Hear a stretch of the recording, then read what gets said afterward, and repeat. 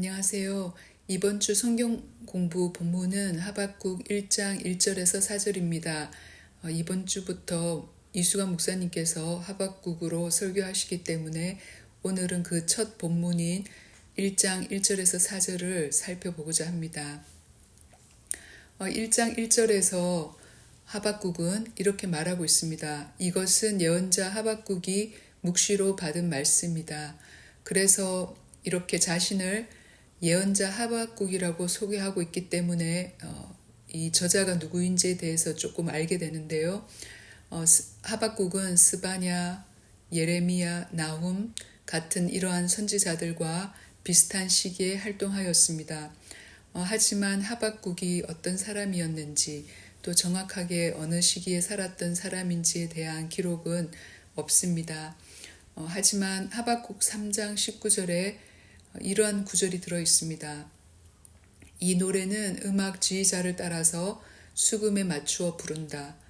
개역 개정에는 이렇게 되어 있는데요. 이 노래는 지휘하는 사람을 위하여 내 수금에 맞춘 것이니라.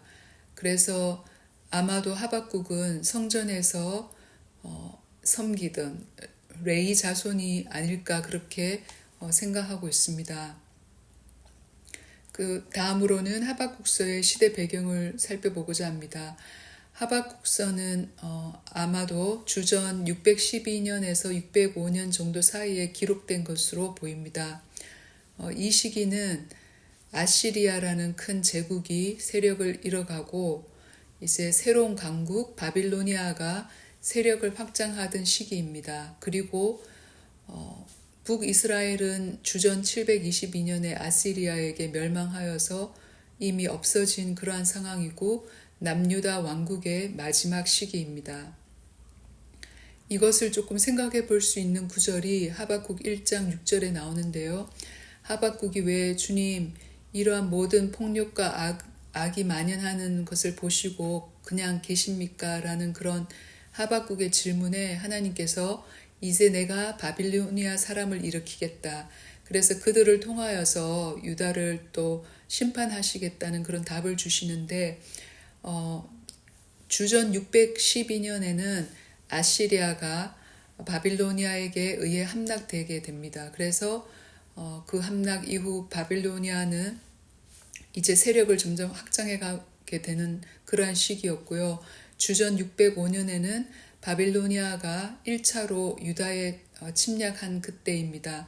이때에 다니엘을 비롯한 유다의 왕족과 귀족들이 바빌로니아의 포로로 잡혀가게 되고 결국 그 뒤를 이은 침공들에 의해서 남유다는 주전 586년에 완전히 바빌로니아에게 멸망하게 됩니다. 이렇게 남유다 왕국의 마지막 시기를 배경으로 하박국서가 쓰여져 있고요.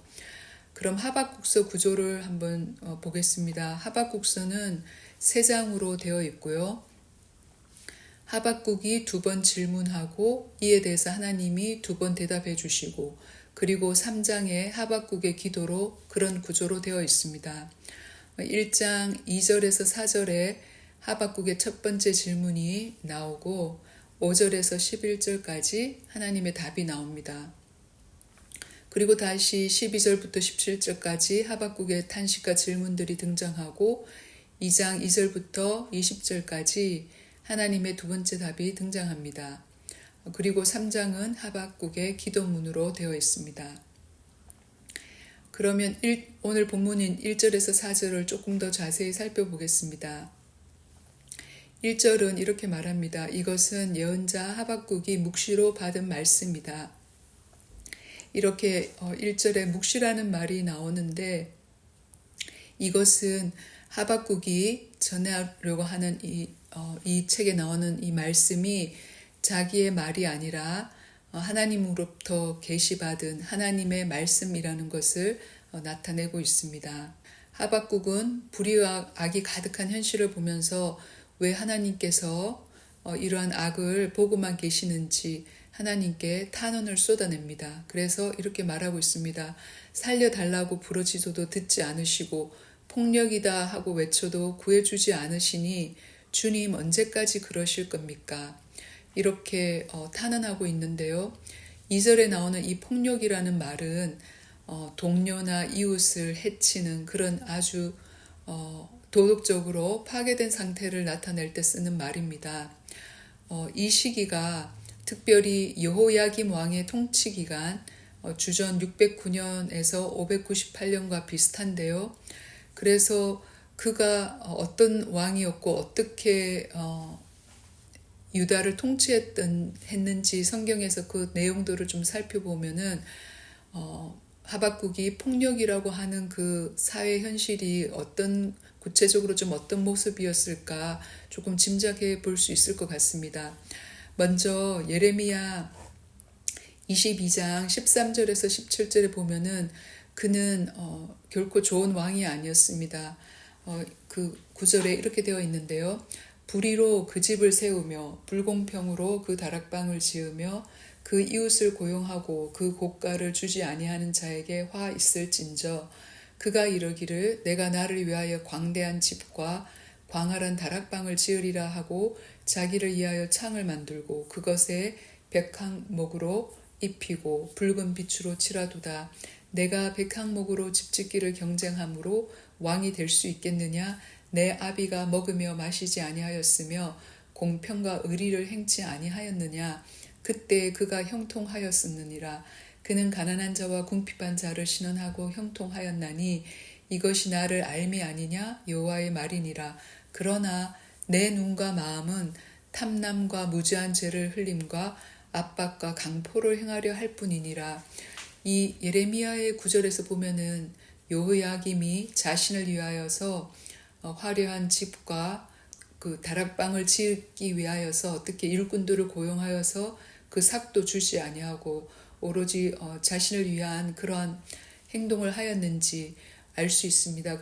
그리고 특별히 12절에서 내 아비는 달랐다는 것을 말하고 있는데 여호야김의 아버지는 요시야 왕입니다. 요시야 왕은 우상을 제거하고 또 성전을 보수하면서 발견된 하나님의 율법책을 통하여서 얼마나 이스라엘 백성들이 하나님의 법으로부터 하나님의 길로부터 떠나 있는지 회개하면서 개혁을 단행했던 그러한 왕이었습니다. 그래서 이 예레미야 22장에 보면은 요시야는 가난한 자와 궁핍한 자를 돌보았고 왜냐하면은 그가 하나님을 알았기 때문에 그렇게 했다고 합니다. 공평과 의리를 행했다고 하는데요. 하지만 여호야김 왕은 그렇지 않고 오히려 탐심과 또 무지한 피를 흘리고 압박과 강포를 행했다고 이렇게 적고 있습니다. 그래서 하박국이 이렇게 폭력이다라고 했을 때 아마 이러한 모습을 좀 떠올리면 어떠한 상황이었는지 지도자가 오히려 백성을 괴롭히고 자신의 탐심으로 인해서 그렇게 압박과 강포를 행하는 그런 상황을 생각해 볼 수 있고요.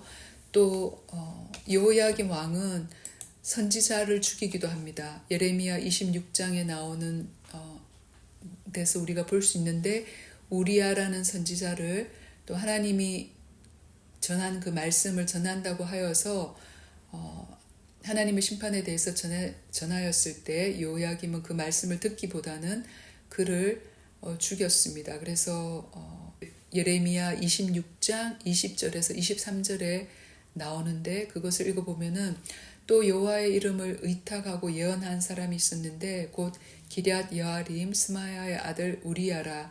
그가 예레미야의 모든 말과 같이 이 성과 이 땅을 쳐서 예언하매 이렇게 예언했을 때 여호야김 왕이 그를 죽였다는 것을 그 나머지 구절을 통하여서 우리가 볼 수 있습니다.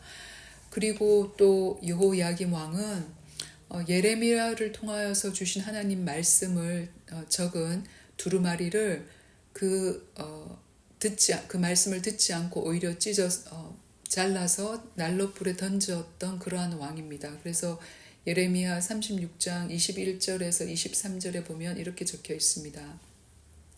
왕이 여후디를 보내어 두루마리를 가져오게 하매 여후디가 서기관 엘리사마의 방에서 가져다가 왕과 왕의 곁에서 모든 방백의 귀에 낭독하니 때는 9월이라 왕이 겨울 궁전에 앉았고 그 앞에는 불 피운 하루가 있더라.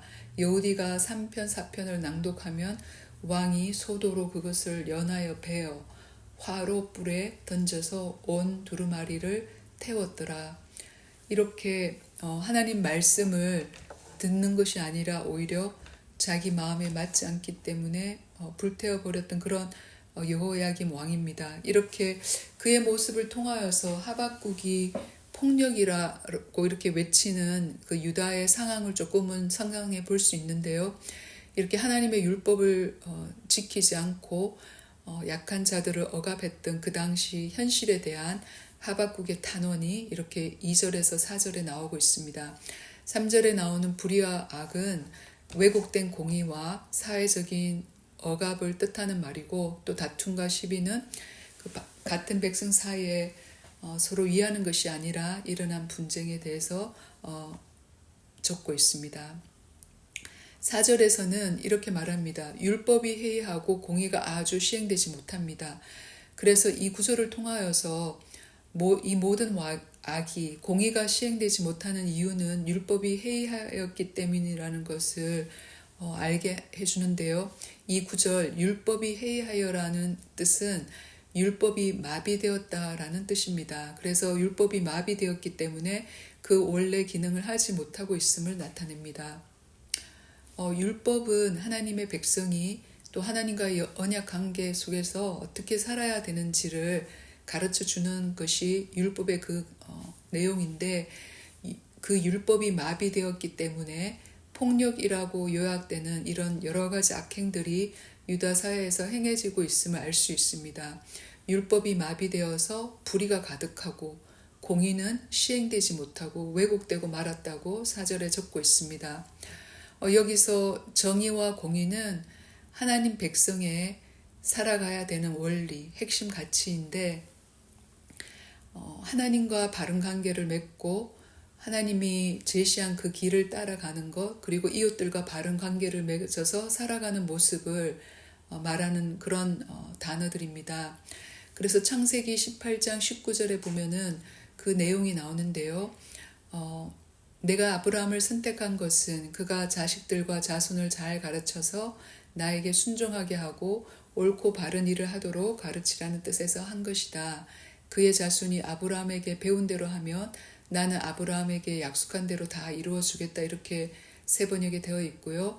개정 개역은 이렇게 되어 있습니다. 내가 그로 그 자식과 권속에게 명하여 여호와의 도를 지켜 의와 공도를 행하게 하려고 그를 택하였나니 이는 나 여호와가 아브라함에게 대하여 말한 일을 이루려 함이니라. 여기에서 이 의와 공도라는 단어가 정의와 공의라고 이렇게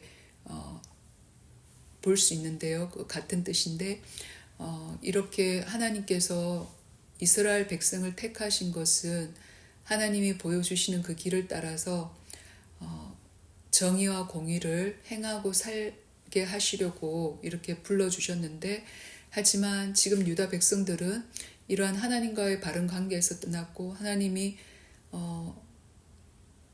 삶의 원리로 주신 그 율법을 따르지 않고 그 율법은 마비되었고, 그래서 이웃과의 관계에서도 폭력과 불의와 분열과 분쟁 가운데 있고, 그렇기 때문에 의인이 오히려 고난받고 악인이 번성하는 그런 모습을 보면서 하박국은 이 오늘 본문 하박국서 1장 2절에서 4절에서 하나님이 어찌하여서 이 모든 악을 그대로 보고만 계십니까?